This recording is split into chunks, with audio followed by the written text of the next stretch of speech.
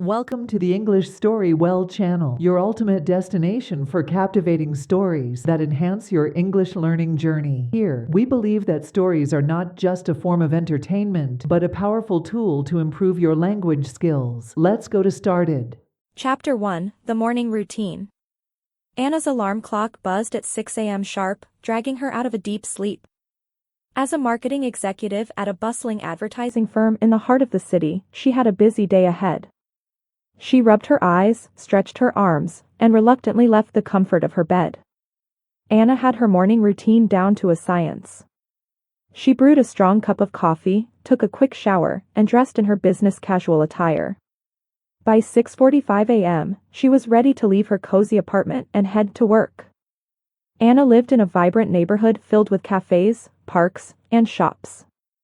She enjoyed the 10-minute walk to the metro station, especially on sunny mornings when the streets were bustling with life.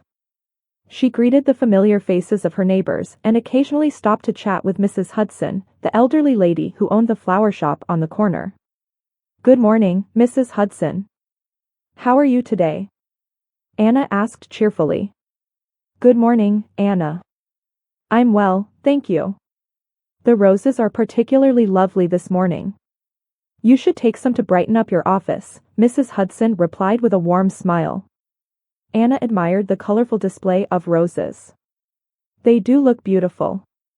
I'll take a bunch, please." With a bouquet of fresh roses in hand, Anna continued her walk to the metro station. The aroma of the flowers lifted her spirits, and she felt ready to tackle the day ahead. Chapter 2, The Metro Commute. The metro station was bustling with commuters rushing to catch their trains.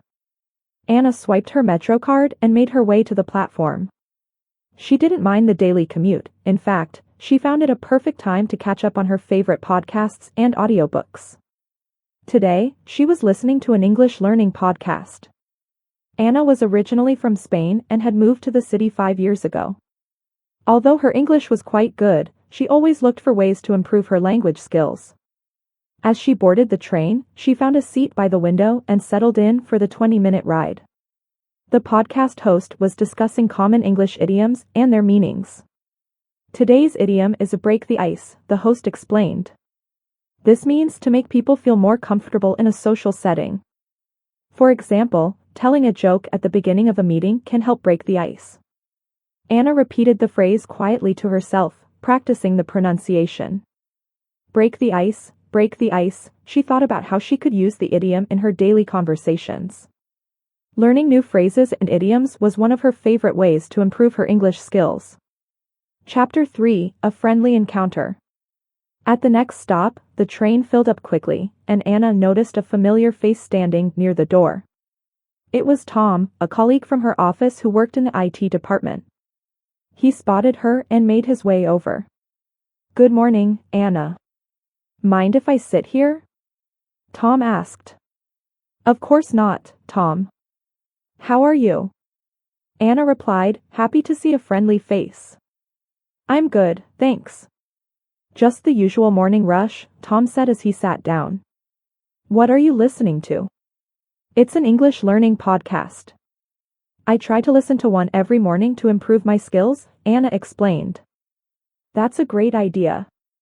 I've been meaning to improve my Spanish, but I never seem to find the time," Tom admitted. Anna smiled. "Well, maybe we can help each other. I can teach you some Spanish, and you can help me with my English idioms."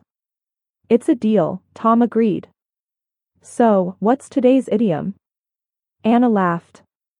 "It's break the ice. Do you know what it means?" Tom nodded. "Yes, it means to make people feel more comfortable in a social setting. Like telling a joke at the beginning of a meeting."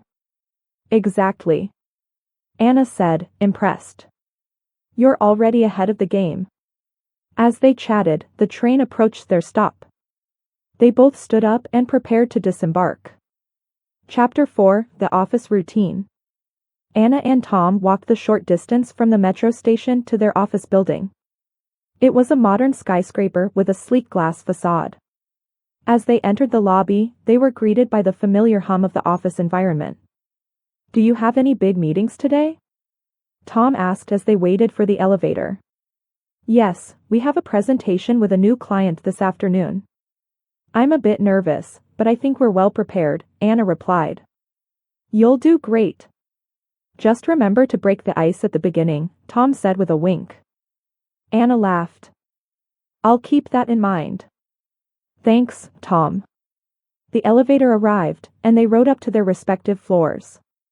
Anna's desk was on the 10th floor, in a spacious open-plan office with large windows offering a panoramic view of the city.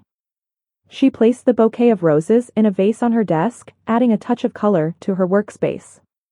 Her morning was filled with emails, phone calls, and preparations for the afternoon presentation. She took a few moments to review her notes and rehearse her part of the presentation.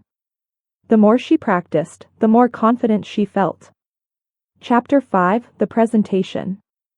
The time for the presentation arrived, and Anna joined her team in the conference room. The new clients, representatives from a major retail company, were already seated, waiting for the meeting to begin. Anna took a deep breath and remembered Tom's advice. She decided to start with a light-hearted comment to break the ice. Good afternoon, everyone. Before we begin, I just have to say how much I love your company's latest advertising campaign. It's so creative and inspiring. My team and I are big fans, Anna said with a smile. The clients visibly relaxed, and a few of them smiled back. Thank you, Anna.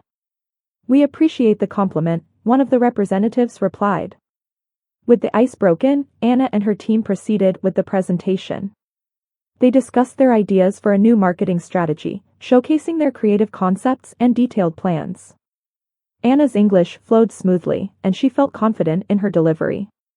By the end of the meeting, the clients were impressed and eager to move forward with the proposed strategy. Chapter 6: Celebrating Success. After the successful presentation, Anna's team decided to celebrate. They headed to a nearby cafe for some coffee and pastries. The atmosphere was filled with excitement and relief. To a successful presentation and a new client. Anna's manager, Sarah, toasted. Cheers, everyone echoed, raising their cups. As they enjoyed their treats, Sarah turned to Anna. You did a fantastic job today, Anna.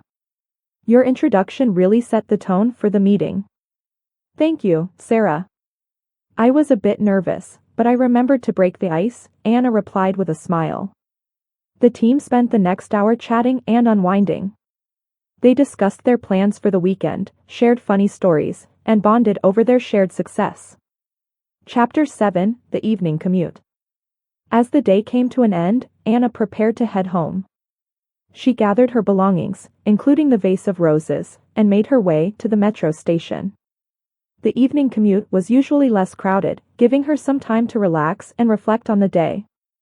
She decided to listen to another episode of the English Learning Podcast. Today's episode was about phrasal verbs, another area Anna wanted to improve. The first phrasal verb is give up, the podcast host explained. This means to stop trying or to quit. For example, I won't give up on my dreams.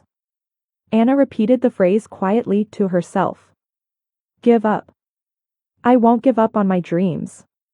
She practiced using the phrasal verb in different sentences as the train carried her home. Chapter 8: Reflecting on Progress.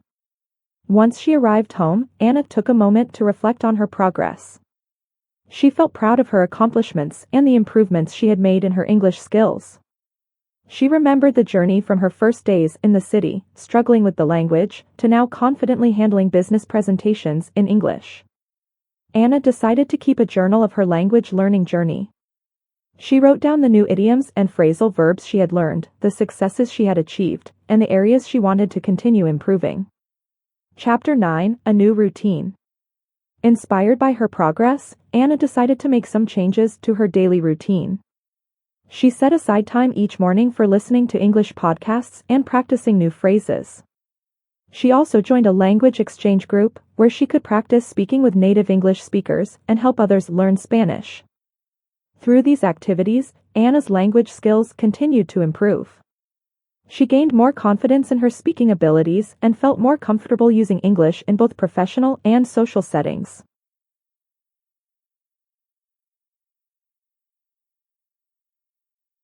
Whether you're a beginner or an advanced learner, our carefully curated stories cater to all levels, making learning English enjoyable and effective. Join our community of language enthusiasts and let the magic of storytelling transform your learning experience. Don't forget to subscribe and hit the notification bell to stay updated with our latest videos. Dive into English Story Well, where every story is a step towards mastering English.